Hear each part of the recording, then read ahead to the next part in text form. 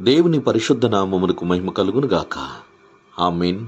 ఈ ఉదయకాల శుభములు మీకు తెలియజేయుచున్నది రెవరెండ్ కె శ్యాంబాబు. ఈ దినము కొరకు దేవుని వాక్యము. దేనిని గూర్చియు చింతపడుకుడి, కాని ప్రతి విషయములోనూ ప్రార్థన విజ్ఞాపనముల చేత కృతజ్ఞతాపూర్వకంగా మీ విన్నపములు దేవునికి తెలియజేయుడి. ఫిలిప్పీ పత్రిక 4వ అధ్యాయము 6వ వచనము. ప్రభునందు ప్రియులారా, మనము ప్రతిదినము మన జీవితంలో ఎదురవుతున్న సమస్యల చేత, శ్రమల చేత, ఆయా రకాలైన పరిస్థితుల చేత ఎంతో ఆందోళన చెందుతూ ఉంటాం. అందువలన ఆ ఆందోళన లేదా చింత యావత్తు మనలను శారీరకంగాను, మానసికంగాను, ఇంకా అనేక రీతులుగా కృంగదీస్తూ ఉంటాయి. కనుక ఆత్మీయమైనటువంటి జీవన విధానమును మనకు నేర్పుతూ భౌతిక సంబంధమైనటువంటి ప్రతి శ్రమను, సమస్యను ఎదుర్కొని నిలవబడగలిగేటటువంటి సామర్థ్యము, మనోధైర్యము దేవుడు తన వాక్య రూపముగా మనకు అందిస్తున్నాడు. ఈ ఫిలిప్పీ పత్రికలో పౌలు భక్తుడు ఆత్మీయమైన తన సంఘానికి ఇలాంటి మాటలు చెప్పుటను చేత విశ్వాసులు మరింత విశ్వాసమును పొందుకొనుట కొరకు ఎంతో బలము చేకూర్చబడుతున్నదని ఆయన యొక్క అభిప్రాయం. ఈరోజు ఈ వాక్యము దేవుడు మన కొరకు బయలుపరిచి ఉన్నాడు. ప్రియ సహోదరి, సహోదరుడా, నీ జీవితంలో ఎదురయ్యే ప్రతి విధమైనటువంటి శ్రమను, సమస్యను గురించి నీవు కూడా ఎలాగనే చింతపడుతున్నావు కదా. అయితే చింతించుట వలన నీవేం సాధించావు? నీ జీవితంలో ఎలాంటి ప్రయోజనము చేకూర్చబడినది అది నీకే తెలుసు. అయితే కూర్చుని ఏడ్చుట కంటే, లేదా కృంగిపోవుట కంటే ఏదో ఒక ప్రయత్నం చేయాలన్న ఆ సంకల్పం నీలో కలుగుతున్నది కదా. ఆ సంకల్పములో ఆ ప్రయత్నమే దేవుని సన్నిధానమున ప్రార్థనాపూర్వకమైనటువంటి ప్రయత్నమైతే అది నీ చింతను తీర్చగలిగే మంచి తరుణోపాయము దేవుని యొక్క సహాయం వలన నీవు పొందుతావు. దేవుడు ఆలోచన చెబుతాడు. ప్రతి సమస్యకు తగిన పరిష్కారము దేవుని అడిగి సంప్రదించి మనం తెలుసుకున్నట చేత మరెంతో విజయమును మనం పొందగలము కదా. వాక్యము ద్వారానే ప్రభువు తెలియపరుస్తున్న అనేకమైన విషయాలు అనేక మంది భక్తులు, ప్రవక్తల చేత మనకు బయలుపరచబడుతున్నది. మత్తయి సువార్త 6వ అధ్యాయము 27వ వచనములో, మీలో ఎవడు చింతించుట వలన తన ఎత్తు మూరెడెక్కువ చేసుకొనగలడు అనే వాక్యమును ప్రభు తెలియచేస్తున్నాడు. నిజమే కదా.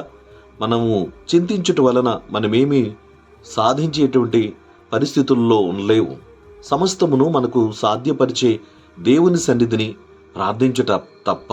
చాలామంది జీవితాలలో ఇలాంటి ప్రయత్నాలు చేసి చేసి విఫలమైపోతున్నప్పుడు దేవుని యొక్క వాక్యమే వారిని ఆదరిస్తున్నది.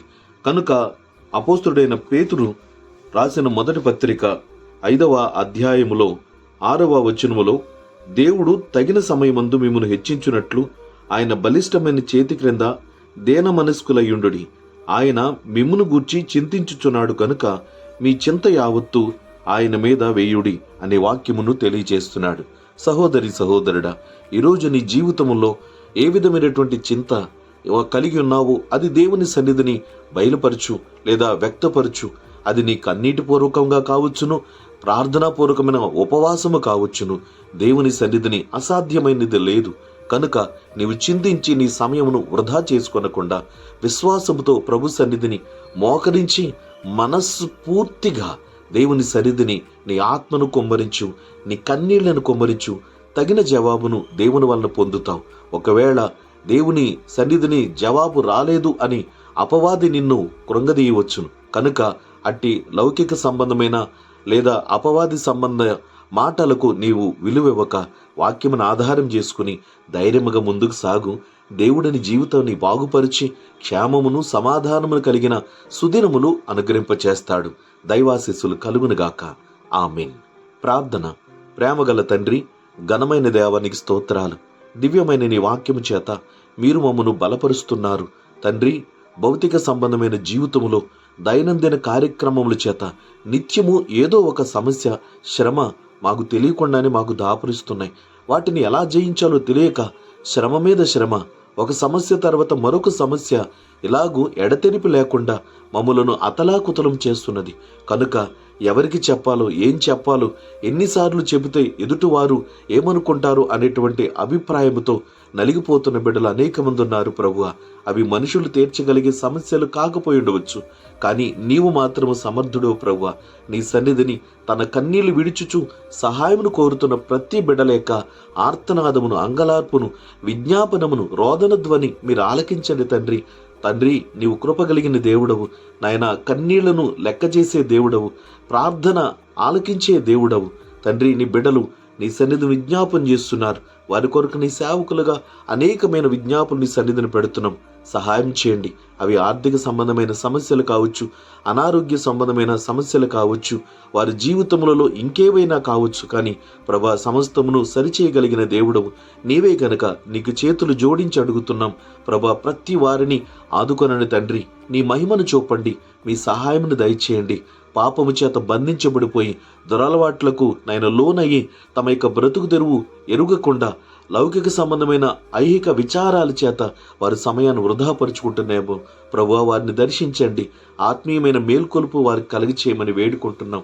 ప్రభు, నేటి కార్యక్రమంలో పాల్గొందుచున్న నీ ప్రియబిడ్డలకు నీ కృపాక్షేమమును, ఆశీర్వాదపు దీవెనలు మెండుగా దయచేయమని వేడుకుంటున్నాం తండ్రి. నీ సన్నిధిని బిడ్డలు చేస్తున్న ఉద్యోగ, వ్యాపార, జీవనోపాధుల్లో, చేతి వృత్తులలో, వ్యవసాయములలో, ప్రయాణాలలో వారికి తోడై ఉండండి.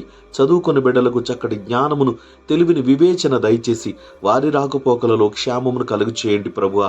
నాయన దిక్కులేని వారిని, దీనులను, దరిద్రులను, అమాయకులను, బలహీనులను, ఏ ఆధారము లేనటువంటి బిడ్డలందరినీ మీరు ఆదుకునండి తండ్రి. నాయన ప్రతి విషయమునకు సరిపోయిన దేవుడవు కనుక మనుషుల కంటే నీతోటే ఎక్కువగా మాట్లాడుతున్న నీ ప్రియబిడలేక ప్రతి మనవి ఆలకించి మేలు చేయమని వేడుకుంటున్నాం. ఈ వాక్యమును ఆలకిస్తున్న ప్రియబిడలను మరింత బలపరిచి నూతన ఉజ్జీవమును, నూతన శక్తిని అనుగ్రహింపు చేసి మీరే మహిమ చూపమని, ఘనత, మహిమ, ప్రభావములు నీకే చెల్లించుచు యేసుక్రీస్తు వారి పరిశుద్ధ నామమున ఈ ప్రార్థన అడిగి వేడుకొనుచున్నాము తండ్రి. ఆమేన్. తండ్రి, కుమారుడు, పరిశుద్ధాత్మేను త్రియేక దేవుని దీవెన ఇప్పుడు ఎల్లప్పుడూ మీకు తోడయుండునుగాక. ఆమేన్.